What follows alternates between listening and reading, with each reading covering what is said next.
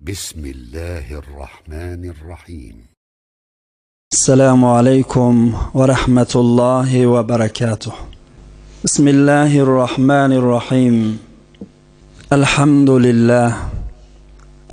لله حمدا كثيرا طيبا مباركا عليه كما يحب ويرضى، والصلاة والسلام على حبيبه المصطفى وآله المجتبى وأصحابه البررة التقى.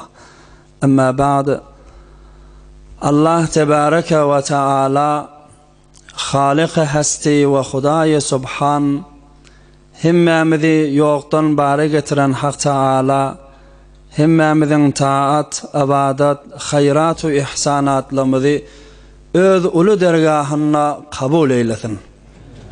Hassa bir mübarek aylarda mübarek Recep ayı üstümüzden geçti. Ehemmeret ayın içine gidip yer. Tutulan aradalar, edilen hayrat ve ihsanatlar, yaxşılıklar barımızdan Huday Teala kabul edip bu aylarımıza da bereket verip hemmemizi sağlık, salamat, keyfi kokluk bilen mübarek Ramazan-ı Şerife yetirsin inşallah. Onun gecelerinden, günnüzlerinden, saat ve saattan hayırlanmak tevfikini Huday Teala hemmemize müyesser etsin.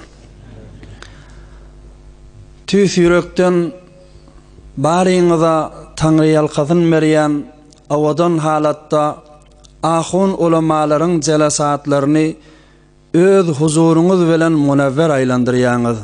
Güler yüzleriniz bilen nurana yaktı seçip duran yaşlıkta, yaşullukta hem sogap bolor, hem ilm arttırar, hem didar bolor dipdani gelip bir dargınık zamanın içinde her kim öz kaygısı alu veru olup bir tümenni iki tümen edecek bolup şon aladasını gezip yaka yine de ahun ulamaların celesatlarından qalmani bir tarihi solaha, sire-i solahani salihin adamların, sahabe-i kiramların oturuşuklarını alıp barayan doğulmaz Obeydullah Can ahunun dani şeyle oturuşuklarına gelip de devam getiriyeniz Allah göreceğiniz kavluk aylandırsın. Dininiz ve dünyanız avat bolup kum deyip tutanınız kızıl olsun inşallah. Bir gecede aha sonku gecesi olan son indi Ramazan Şerifem gelip yetti. Misli hemişe bir muvakkaten klaslar tatil olmak için ulamaların hayır duasını alıp dani tatil edilecek. Bizim bir vazifeye Allah kuvvet verme, özümüze vazife bilip de gelip oturuz inşallah. Kendi vaktinizi alacak değil. Kıyıska halatta şu zamanın çarkışından doğralın milletlerin üstüne, ummetlerin üstüne geçip barışından ve alaytıda öz üstümüzden geçip barayan, şavlap üsüp barayan yelindeni heyvere haberdar olaylın. Azıcık vaktlarımız var. Gıflette geçiremeylin. Bir fırsatlar, bir heyvere bir kadirli, bereketli vakitler deni gafil olmaylin deyip şu mevratta inşallah biraz gurrun aydıp ohum inşallah Teala ulemalın hayır duası veren bir celese hatime verer. Bir oturuşuklardan hala tefsir aydilayan yerleri olsun, hala enbiyaların sireti olsun, solahalın, salihillerin sireti olsun, hala sire-i ummahatel müminin olsun. Hemmeciğinden hedef şu önkü göçellerden biz yaşayıp yörüller ders almağı. Her zire kavmiyetler geçiptir, her zire milletler geçiptir. Biz gıflette geçirip biz gururu minör yali cay koymaptır. Milli eder yali asan yer koymaptır. Önkü ummatları Kur'an-ı Kerim üfüffüne nice suralarda, nice yerlerde bekarrar tekrar et. Yani ne diyeyim? Tay insan Seninni kim bolup dursun bu zamanla? Seninni nämäge allanjak bolýan? Seninni näme dip özüňi gafletde saklaýan? Näme ýaşyňma? Näme malyňma? Näme güýjüňma? Nämeňe dayanýan? Nämeňe allanýan? Bir öňkü ummatlar fikretde wer, öňkü milletler fikretde wer. Kanu ashadda minhum quwwa wa aktharu amwala wa awlada. Hudaý Taala diýär, mallarda sizden känli, umurlarda sizden känli, güýçlerde sizden känli. Bagat uzak mutlatlar ýaşaýanmyşdykla. Her haýsyndan bir qysgaça aýdaýynta dersini awadan alarmyz ýalak.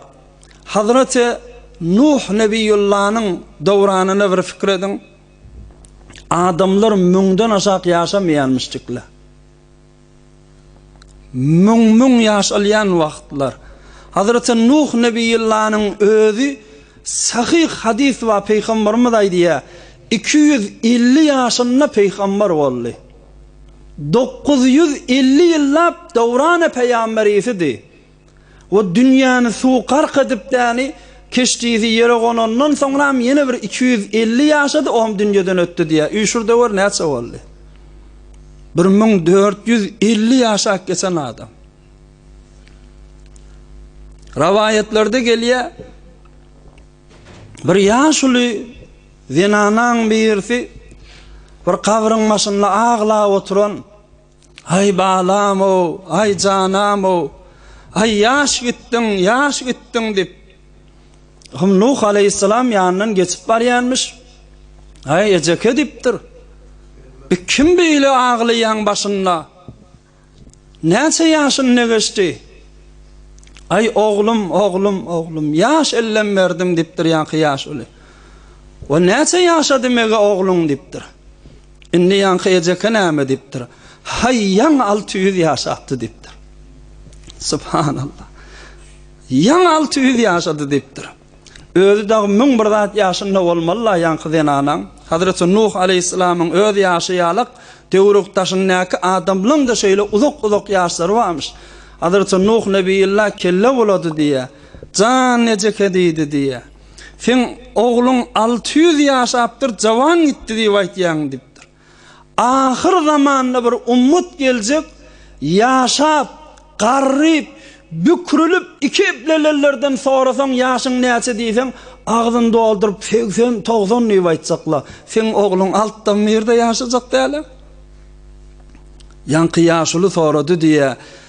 Ey Nebiyallah diýdi diýe. Wa o jagaly ýaş bilen näzir ahiretini özlemeli bolar, näzir Hudaýyň ryzaýatyny tapmaly. Olar jaýda saljakmy özlerine diýip sorady diýe. Bu zamana gelip görse aňaljak salynýan jaýly bilen. İş tagy başlajaklamy özüne adazyk ýaşyň içinde. Hawa özüne görä jaýda salynjak, işem başlajak. Onu haçan kıyamatyny gazanmaly bolar. Onu Nuh nebiyullah aýtdy diýe. O zamana ul ummata bergilahirim. Olaryň bir subhanallahu 10 ýazyljak. Bir 2 rekat namazy 20 rekat dip ýazyljak. Olaryň bäri başy 10 barabar bilen sogaplar köpüljek ahirim diýdi diýe. Gelin özümizi fikir edeýlim. Azyk umryň içinde her bir gaflet edere, gafil bolara, bir ölümi dagy ýatdan çykara bir näme ýaşamaz bar. Şol uzak ýaşan adamlar näme bolýandy? Hani Nuh nebiyullah, hani müň ýaşaýan adamlar. Eger tapsaň hayaty Hazreti Nuh kılar bir gün ölüm janyňy mecruh. Hemme ölük dünýeden geçipdirler. Bir adam galmapdyr şo zamanda. Gawma at näme? Her haýsy şu mahalyň bir bile mekanikisi ýalyk ýöne dağları yonup däni ulu jaýlar saly berýänmişdikler. Bagat heykelleri doroşda adammışdyk. Peygamberimiz aleyhissalatu vesselamdan rawayet ba, şolun yekejesi şu mahal gelip däni bir duran daşı götür akanı oklasa bir ovanı mılcıratacak deptir. Şeýle bir azamatly adamlar, şeýle bir ulu adamlar. Lem yuhlaq misluha fil bilad. Qysgasyna aýtsam, Hudaý Taala aýdýar daşynda. Lem yuhlaq misluha fil bilad. Şola ýalyk adam hiç ýerde yaradylan ok diýär. Qur'any eger dikkat edip görseňiz, her ummata aýetine ey ummat siz öňkü ummatdan näni ders almaýaňyzmy diýip geçýär. Sizden güýçlüdi. Mesalan kavm Nuh'u getirýär, kavm Semud'u getirýär. Kavm Ad'ı getirýär. Her ummat üçin öňkü ummatdan ders almaýaňyzmy diýip geçýär. Amma kavm Ad'a Hudaý Taala aýdanna näme diýär? Awalam yaraw anna Allaha allazi halaqahum huwa ashaddu minhum quwwa.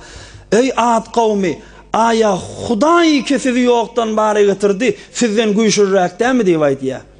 Yani aýtmaýar ha kavm Semud näme onna, kavm Nuh näme onna sizden güýçlülämi diýen okha. Çon şolardan güýçlü adam ýok dünýä ýüzünde. Hudaý Taala näme diýär? Men güýçlükim sizden diýär. Yani şeýle bir ävel gotrat adamlarmışdyklar. Netijesi hana homşala. Näme boldular? Nirde şumalşylar? Kavme Semud ike ve tenhituna minel jibali buyutan farihin. Şu mahalla bir az asarlarından kalıptır Arabistan yurduna. Hicre Medaine Salih dip at berliye. Ulu dağları yonup öý salarmışdyklar özlerine. Hatta ajaýybyl hafkanadan sanalýan zat şoň salan jaýlary iki däne kerfiş bir-biriniň üstüne goýulan ýeri ýok. Tutuş şodurşy däni bir däne dağda. Dağdan gafaçyp içini ýonyp her ýerinden penjara açyp goýaýanmışdyklar. Şoň şiftesi, sütüni, diwary, sakfy hemmesi bir-birine muttasal halatda bezerilýänmişdik. Şeýle güýçlü adamlar bir öý, iki öý, bir owa, iki owada 170 şäher varmış. Semud milletiniň däni şäherlerinden 170 şeýle şäherler dağlardan bejerilmişdikler. Hop gurrun hany homşala. Hani şeýle güýçlü adamladylar. Näme boldular? Mahtumul Işanyň jogabyny aýdýar. Luqman kemin işler çäresin bilseň, Rustam dey divleri fermana salsan, İskenderdek yerin yüzünü alsan, yere yeksan bolsan, yerdek bolarsan, kum bilen garlyp ýatyllar. Yalan bolsa el galdyryn. 4400 ýaşan Luqman Hakimiň başı garaguma batdy yarallar. Görük bedewli agyr kuruzly Rustamyň ajal jelewulynyň tutdy yarallar. Aleme hukmeden İskender Sultan ajalyň derdine tapmady derman, taxtyny ýyl çeken Hukme Süleyman galmady dünýede ötdi yarallar. Netije şu dünýä hiç kime galjak dälmiş. Herkes her millet öz döwrüne gelipdirler, geçipdirler, gelipdirler, geçipdirler. Ve li kulli ummetin ecel. Her ummatyň bir wagty var, bir döwrany var. Geljekli gitjekli. Hazreti Hıdır aleyhisselamyň bir rivayeti var. Ona men özüm de täze eşitdim, biter bir geň wagan bir ders almaly ajaýyp gurrunlardan. Hıdır aleyhisselamy bilýändirsiňiz. Türkmen Hıdır diye Arap dilinde Hezir yani yaşıllık, göklük diýdigi. Her yere ayak bassa, şu ayak basan yeri ot göwürip gidermiş. Bir yerde durup bir iki rekat namaz okuýança, tewrük taşı yani yaşıllap, ıgşıllap, güllür bitip galaýanmışdyk. Şeýle bir bereketli adam. Häzir güneçellin ýaşap ýören bennelerden, abi hayat içen bennelerden. Her näçe wagtlarda awliýalara, gaw adamlara sataşýanmış Hazreti Hıdır. Bizim kakılamız Hıdır görünüp aýtýandylar. Şo ýaxşy adamlara Hıdır aleyhisselam sataşýanmış. Bir gün bir Bennilen birisi Hazreti Hıdır'dan soraptır. Sen ki alim cihanı aylanıp gedip yan, yaradılanın meri ülmeni diri gedip yan, bir gen gören zadın mamşı dünyada deyiptirler. Onu Hazreti Hıdır aleyhisselam hava deyiptir. Hav dikkat edin doğallar şu vurruna. Şu aylanıp yakam bir mentagadan geçtim. Görsem bir ulu şehir bana olupmuş. Önkü geçemde yoktu ol şehir. Bir geçemde görsem bir şu mentaga bir şehir olupdur. Ulu şehir. Ulu kon caylar salıglı. Bazarı dolu adam kalmagal. Alıveru edip duran adamla şolun arasına girdim diye on birisinden soradım, ey doğun bir şehir neme şehir vi? Bir Hasan'dan meher şehir ptasip soradım. Onu olayttı diye ay bir könöden iyirden şehir vi deydi diye. Atava ve kakılımızın aydışı Hazreti Nuh Nebiyullah'ın zamanından meher şehir deydi diye. Şeylem hava gittim deyiptir. 500 yıl sonra öwürülüp yine de şu mentagadan geçtim.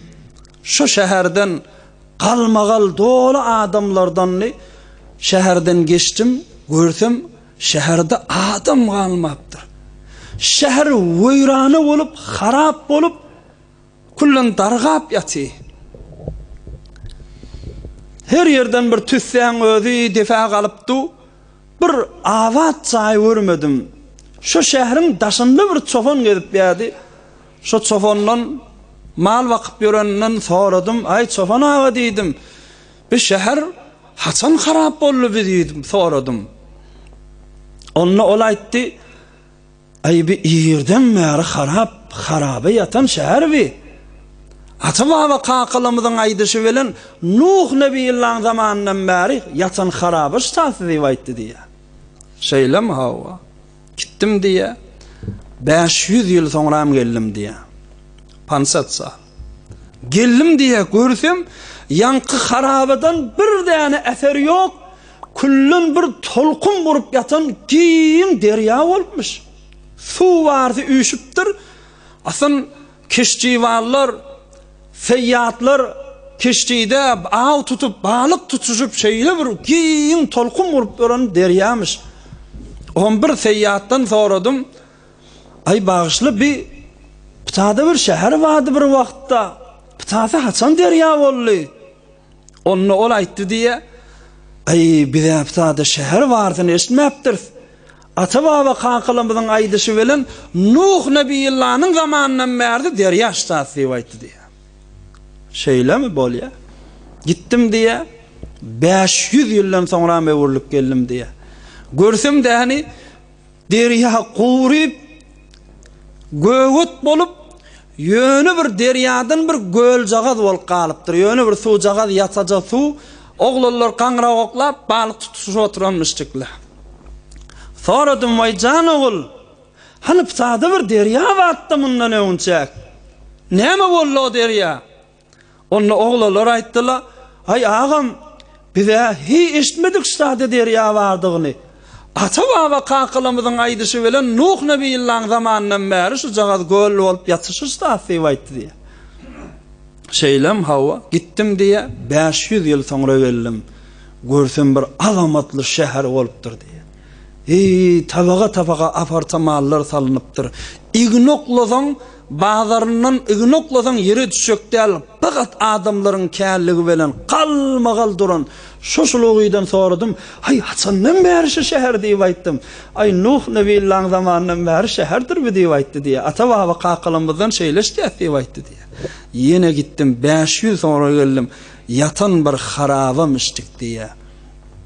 Gurrun neme. İn kuhne cihan bekes nemanet baki. İn kuhne cihan bekes nemanet baki. Reftendo revim o diğer ayendo revan. Hiç kete kalacak değerler. Gelen gitti, gelecek gidecekler. bir adam galjak da. İn kohne cahan bekes namanet baqi raftando ravimo diger ayando ravan. Gellile gittile gellik gitcek yine gelecekler de gitcek da. Aslan şu yaşap ölen yurdumuzu pikretiyef dünya yaradılan meri Nuh Nebi'nin zamanından meri şu kümmet mi kadiyatsa ama şu mal akillerini görüyendirseniz bir 100 yıl 50 yıl bundan öncesinde de yönü bir düz yatan yermiştikle şehir sonra ulu olup tane ulu şehir olupdur 100 yıldan sonra müştatı ne mol kalacak belli ki aslında bir ulu ders çıkarayım şu gurrundan. Ey Müslüman oğullar, şu mahal Hicri-i Şemsi'den tarihi aydırı olsak 1402 yılın ahırını gidip yersin. Kavkulasın. 100 yıl bundan önceye kaydıyla 1300 yıla 1300 yılla şu İran badım yoktu mu? Badı. Şu Türkmen Sahra badı. İçinde adamlar badı. Münglerce adam yaş. Dünya yüzünde adam milyarda adam. Fakat 100 yıl önceye düştüm da. Milyarda adam yaşap yadı. Aslında uludan tutmayan şu Türkmen Sahra'da münglerce adam yaşap yadı. İnni birçe 100 yıl tarih öğütüştü. Şol 1800'deki yaşap yöröllerden han aydın kim maşmal? Ay palan ovada palani va 100 falan yaşında, palan ovada palani va 100 falan yaşında. Han beylekile? Hani münglerce adam madı, dünya yüzünde milyarlar adam madı. Han ne mollala? Hemmecigi yere yeksan bolsan yerdek bolor sen yani Mahtumul İşanın kuma garlik atanok mu? Aya caya enkarı varmış kurrun. Hop bula inni önkü geçelle diyeyli. Şu mahal bir fikrette var bazarın şuluğisini Tehran'ın bazarı buzurgi Tehran'ı bir fikrette koy. Ayak basaracağı yok da. Durun bir kalmagalçılık değil mi? Havlukmasan alan hezara ponset dageler 100 yıllan. Aya şeyli dünya sığman yoran adamlardan kim alarsa mağla? Kepla oturan, eşti oturan kim? Qunnoqdaki sağa qalarmış o zamanı 100 yıllan. Yöne bir 100 yıllan evrilipdi da davranımız fikretde var. Yöne bir 100 yıllan evrilip otiz. Ve li kulli ummetin ecel fe iza caa ajaluhum la yesta'khiruna sa'ata ve la yestaqdimun. Her ummetin bir davranı var. Gelip geçip dururlar da. Raftendur ravimu diger ayendur ravent diyarlar da. 100 yıllan dünya təzəlenip otuydu. Dünyanın tutuşudur şu təzəlenip otuy. İnni men neme alınmalı azıcık umrun içinde. Azıcık gücün içinde. Nememi melli etmeli. Nememi gıflet etmeli. Nememi arka vermeli. Hayfı mal, hayfı servete. Hayfı avlada, hayfı derece. Hemmecigini alan ebberk gidecek. Ne edafi umrumuz var bizim, ne edafi malımız var, ne edafi gücümüz var, kuvanır yali. Şonu yaplanır yali, şonu ağlanır mı diyalak. Önkü ummatla dövür gellile geçtiler, dövür gellile geçtiler. Hazreti Ebu Derda radıyallahu anhu haydiye Es-sa'idun men ittagaza bi gayri ve'ş-şakiyyun men ittagaza gayruhu bih. Gönünen adam bir adamdır ki halktan ders alsa. Ama kötünün bir adamdır ki halk bundan ders alsa. Men sen hayfi birimizden. Hayfi birinden ha. Ya şu geçen ummatlardan ders alacak mı? Ya yok gelecek ummatla bizden ders alsın mı? Gel gönül, geç gönül dünyadan eyleme heves. Fanidir hiç kime payanı olmaz. Can kuşu bolboldur tenin bir kafas. Bir gün uçar daim duranı olmaz. Bir neçəni şalık bilen şad edip Şehriyar deyip alem ıçraat edip acalın elinden bir gün dad edip giderler barisi duranı olmaz. İnso canğa şalık eden Süleyman Cemşid-o İskender hana Nuşirvan hana hak habibi ol fahr-i cahan gitti bari herkes gumanı olmaz sallallahu aleyhi ve sellem. Biz bir dersi azıcık kıskaca umrumuz var. Bir gidenden sonramda öwürlik gelmek yok değil mi? Biz akıl ol, hemişelik yaşayışın fikrinde ol. Şeýde ebet yani hoşluğun yaşında ol, ya fikrinde ol. Azıcık yaşay, bir yerik yettim men diyen yerinde de yettim diyen önünde gidersin, tamam olursun. Ya ol senden gider ya sen ondan gidersin. Biz bu zatlan payanı yok. Bir yere zahmetin, gayratın koy ki hemişelik ebet sonuna yaşayabilecek bolsan. Bir vurun. İkinci ders. Şu Sire-i Salihinlerin oturuşuğunla, şu Sire-i Enbiya'nın oturuşuğunla, Sire-i Ummahatil Mu'minillerin oturuşuğunla, ünkü geçenlerini ummatlar fikret görsen, bir ikilenci almalı ders de var. Bir neçe daqayıq ikilenci dersin üstünden de bir gurrun açayın, oğum inşallah gurrunu da bolle ders. Ey musulman oğullar, bir metlebe aytsak, şayet eşitseniz, heyrana qalarsınız. Qıynancağınız da bilmersiniz, begenceğiniz de bilmersiniz. O da näme? Şu tule tarihin içinde bir gel tarih Kur'an-ı Kerim'in hut özü bilen bir pikredik göreyli. Aya hak yolla giderler kenmiş mi? Ya batıl yolla giderler kenmiş mi? Aya Hudaýyny tanap iman avray bilen ötüp behişte girecekler sany kenmi? Ya milli edip gıflet edip imansız öteller dowlaga girecek kenmi? Her peygamberin zamanından san tutaga mutaassifana kafir olup gıflette olanların sany kenmi? İnki uzak davranında tebliğ edip geçen Hazreti Nuh Nebiyullah. Hatta izâ câe emruna ve fâretten nur.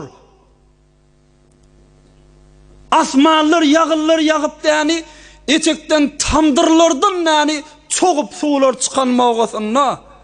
Kul nahmil fiha min kulli zawjayn ithnayni ve ahlak illa men sabaka aleyhi'l kavlu ve men amen وَمَا آمَنَ مَعَهُ إِلَّا قَلِيلٌ. Şonu diye Hudaý Teala diye men Hazreti Nuh Nebiyullah'a aytdım. Her heyvanın bir cühtü yani mindir keştiğe ve iman getiren adamlardan mindir dedim. Şonu keştiğe minen iman getiren adamlar neyse tanmıştık. وَمَا آمَنَ مَعَهُ إِلَّا قَلِيلٌ. Yöne bir azıcık adammıştık. 80 nefermiştik. 40 erkek 40 ayalmıştık. Hani beyleki adamla hemmeci qarq bolup helak bolup gitmediler mi? 950 yillap şolara wagdaydylandan soňra ha, şeýle can ýakylandan soňra ha. Gel beyleki ummatla Peygamberimiz aleyhissalatu vesselam'ın rivayeti uridat aleyel umam fara'aytu'n nebiyye ve ma'ahu'r rahat والنبي ومعه الرجل والرجلين والنبي وليس معه أحد. Mağraja çıkamda önkü geçen peygamberleri ummatı bilen bana köködildi. Bir näçe peygamberleri gördüm. Ummatım dip izini alıp barýany rahtun bir 7-8 adam. Yöne bir 7 nefer ila 8 nefer. Bir näçe peygamberleri gördüm. Ummatım dip iýini alyp türkäp barýany raculun we raculayn, bir adam ya 2 adam. Hazreti Lut aleyhisselam ýalyp bir 2 gyýym iman getirmedim näme? Zinanasy bilen kafir bolmadım. Bir peygamberleri gördüm, iýinde bir adam ýok. Ummaty ýok, bir nefer. Her haýsydan milletin gowgaly, gyzgynly, şuluk yerlerine bar peygamberliğe atipdirler. Hani beýle şu adamlar näme bolupdyrlar? Näme bolupdyrlar şolar?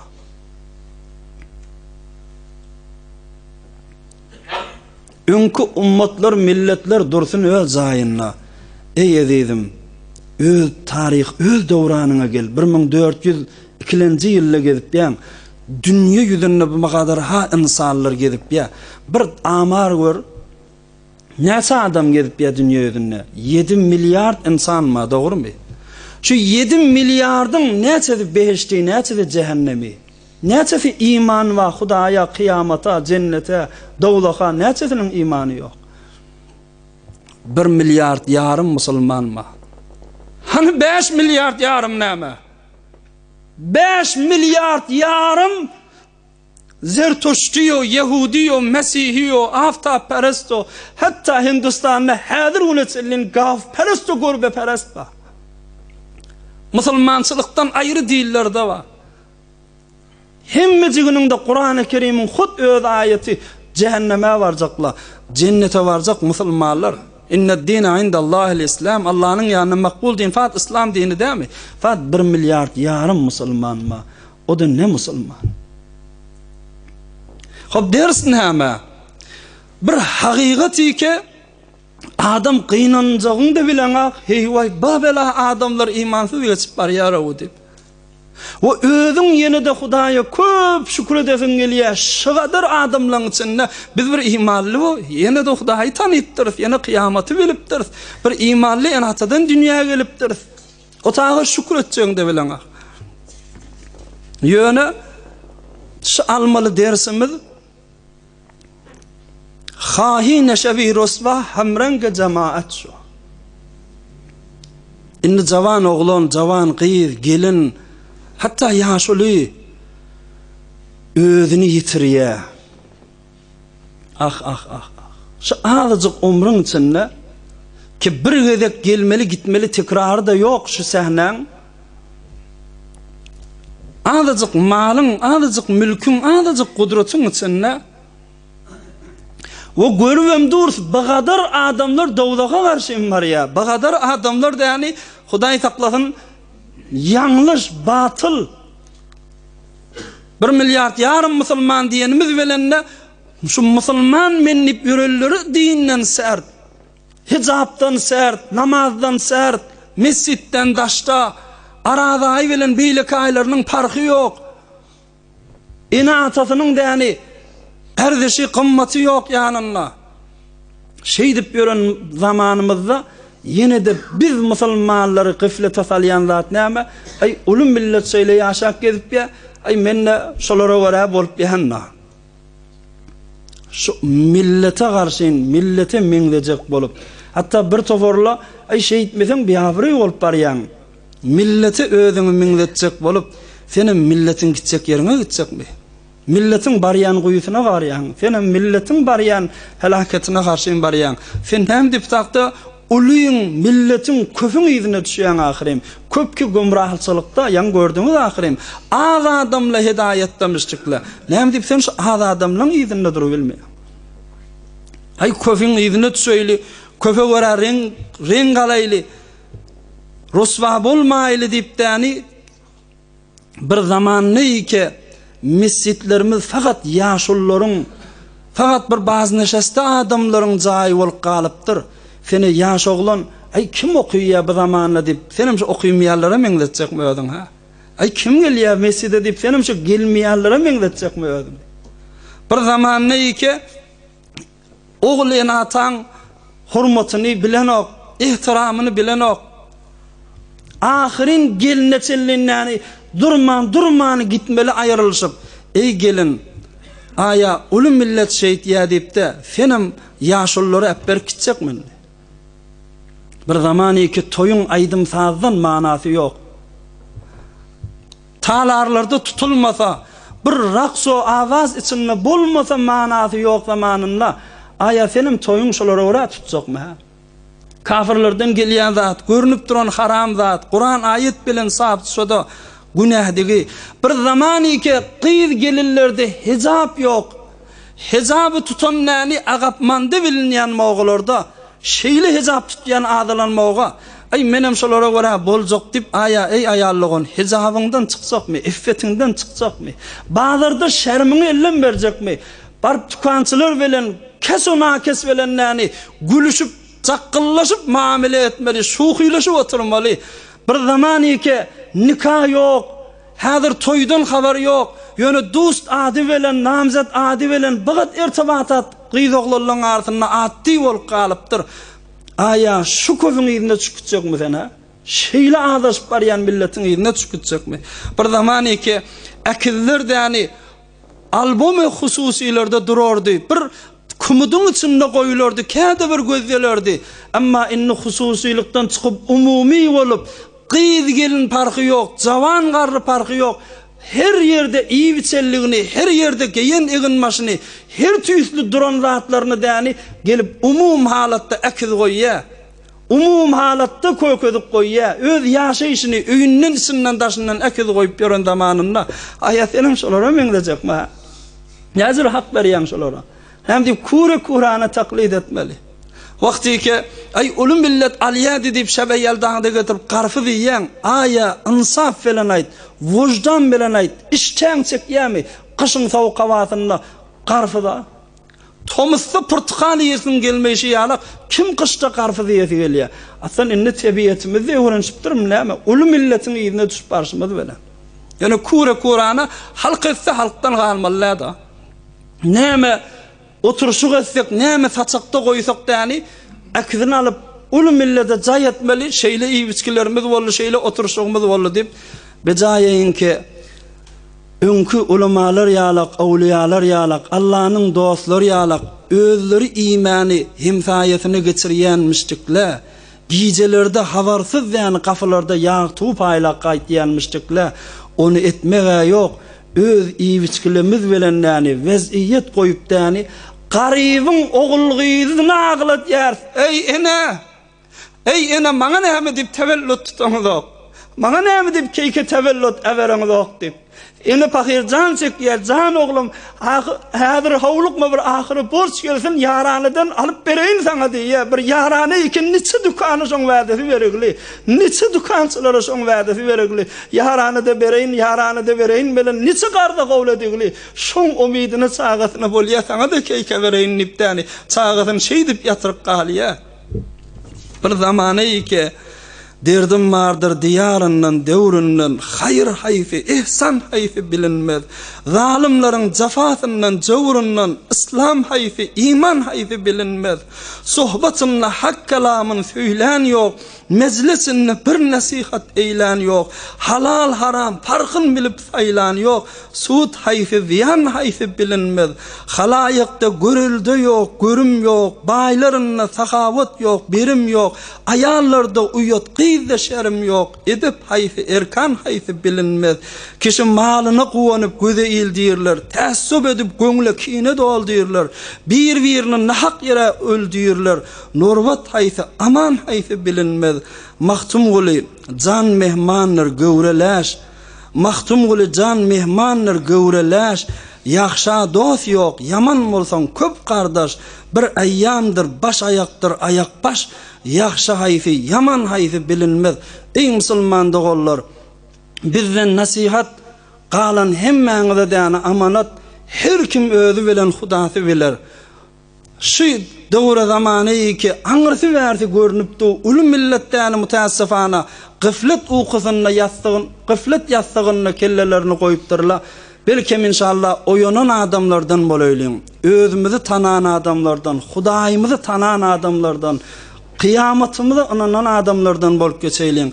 Belki araz aýymyz beýleki aýlardan farkly bolsun. Ene atalarymyz beýleki insanlardan farkly bolsun. Belki dogan garyndaşlarymyz ýani dost ýarlarymyz beýleki adamlardan farkly bolup edip muhabbet her haýsy öz janyna ýörüp dursun inşallah. Hudaý Taala görjeňizi gowluga aýlandyryp diniňizi we dünýäňizi abad eýlesin. Hemmämize saglyk we salamat bilen mübarek Ramazan-ı Şerife yetirip däni onun gijelerine we günnüzlerine ibadet etmek Hudaý Taala nesip aýlandyrsyn inşallah. Inni bir elham 3 kul huvallahu ahad goşup okaýlyň. Ondan sonra inşallah Ustad Obeydullah Can Ahun gelipdi. Gelen ustadlara hayır maktam aýdyp we olaryň hayır dualaryny bizler üçin hemmämiz üçin alar inşallah taala we ta geljek şuru ve bername üçün hemmeňizi ýeke taňra tapşyryr inşallah taala. Okuýberin. برای مشاهده ویدیوهای بیشتر به کانال یوتیوب سخنرانی های علمای ترکمن سر بزنید، مشترک بشید و منتشر کنید، اجر ببرید.